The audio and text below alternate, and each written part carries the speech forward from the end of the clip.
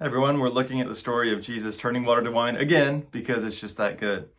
On the third day, there was a wedding in Cana of Galilee, and Jesus' mother was there. Jesus and his disciples had also been invited to the wedding. When the wine ran out, Jesus' mother said to him, "They have no wine."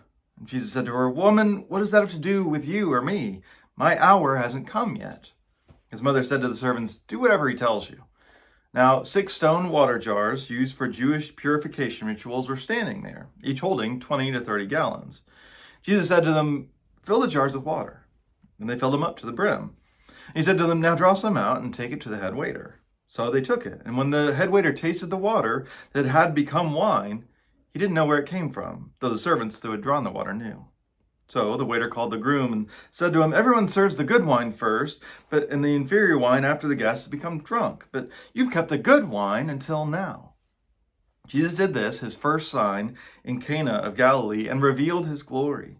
And his disciples put their trust in him. So why does Jesus do this? Is there more to it than just, saving some embarrassment for the people at this wedding? Specifically, why does it have to be wine? Now, I ask this because there are certain strands of modern American Christianity that kind of have a tricky, complicated relationship with wine and alcohol. In fact, I heard an older lady at church once say, "I know Jesus turned water to wine, but I would have thought better of him if he hadn't." Right? So being a little judgy towards Jesus.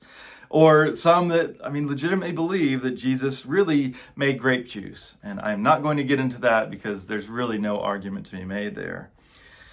It's more than just wine, though. I think part of what this points to is the way we sometimes have an uncomfortable relationship with joy and celebration.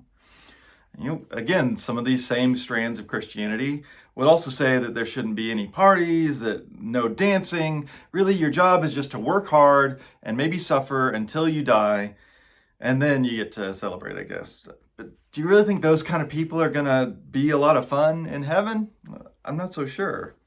Now, I am well aware that substances like alcohol and others can be used in harmful ways, that they can be a way to avoid life rather than something that can enhance it.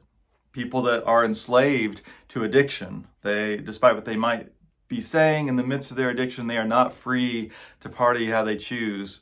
They're stuck in that. That is real.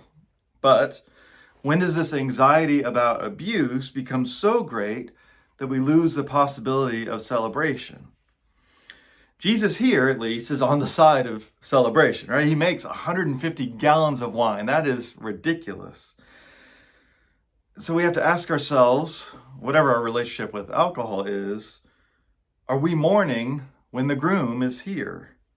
It's like being at a wedding and refusing to eat cake because, don't you know that some kids right now are dealing with food insecurity? Yeah, that's true. But you're also kind of ruining the joy of the moment. We're called to know the season that we're in. And so when it is time to work hard or deny ourselves or grieve, by all means do that. But when Jesus is here offering abundant life, let's live it with him.